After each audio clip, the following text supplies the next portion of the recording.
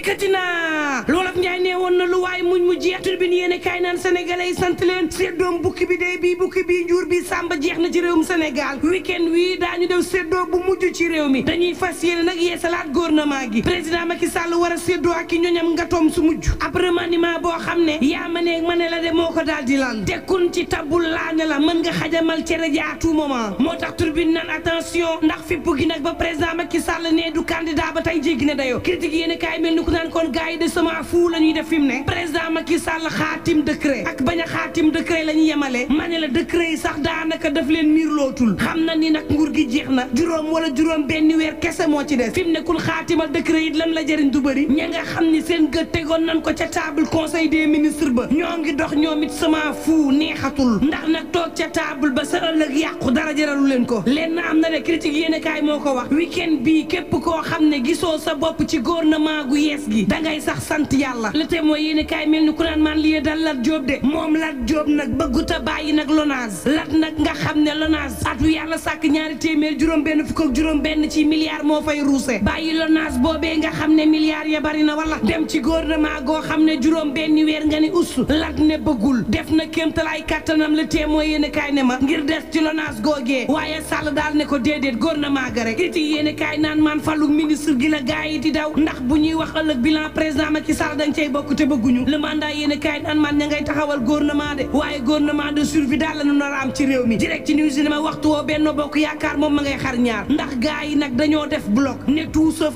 Amadou Ba Boun Abdallah Dionne Aly Ngouille Ndiaye Arona Dia Abdoulaye Daouda Diallo nag daal di dëddu Amadou Ba ka nga xam ni mooy président Macky Sall naan leen déet su ngeen ko defee coalition bi dootul taxaw ci nguur gi de gaa yi woon président Macky Sall ñoom it sama fu moom Boun Abdallah Dionne nga xam ne dañ ne woon daanaka beneen bouton ci simis la fu président Macky Sall jëm fa lay jëm tey jii Sall ngaari daf ko ñaan mu ne ko mayuma la diggante Abdoulaye Daouda Diallo président Macky Sall ñaar fukki at ak juróom ñuy ànd te boo moytul ànd bi tàbbi géej ndax coowal Amadou Ba Abdoulaye Daouda Diallo nag ak i gaayam la ñu bëgg leen la ñoom ñëpp ñu dem ci ginnaaw Boun Abdallah Dionne Amadou Ba ànd ca ñëpp ànd ca président Macky Sall ne leen déet lii du am yéene kaay bi ne ma luñ la mënti waxit coow li lii la de le point actuellement Boun Abdallah Dionne day fas yéene sampum ndëndëm fas na yéene dem Touba déclaré fa nu mu gën a gaawee daar candidature am l'évidence yéene kaay naan man Abdoulaye Daouda Diallo day dem na fekki président Macky Sall ci dogalam ba ànd ak Amadou Ba gannaaw bi nga xam ne ay kilifa diine ak kilifa yu mag ci réew mi daal dinañuy wax vox populi naan ko déet gaaye dañuy ruuma ndaat waaye mbir mi amul xam nga Abdoulaye Daouda Diallo kenn ku ko jege lool xamle na ni dëgg la ñi ngi gise mook Amadou Ba dëgg la waxtaan mi ngi am ci seenu biir waaye Abdoulaye Daouda Diallo ba démb minuit amul genn dogal goo xam ne jël na ko ngir fekki Amadou Ba donte dàquñu ko 24 heures yéene kaay naan politique Sénégal moo yëngu ba président Macky Sall taxawee ne duma candidat ba tey réew mi dafa daal di yëngu-yëngu goo xam ne doy na waar lool tribune yéene kaay naan kon ak lu mën a am jàppal ni daal ci week-end bii daanu soppi gouvernement bi l'observateur naan kon xeexoo gu mitti laa la wax war a juddu it ci biir coalition Benno Bokk Yaakaar rawatina APR Mame Boye Diao nag war a janoo ak Doura war a janoo ak Doudou Ka bët saalumu réew mi war a tàng jël ci waa APR ndax xaajaloo gu mitti diggante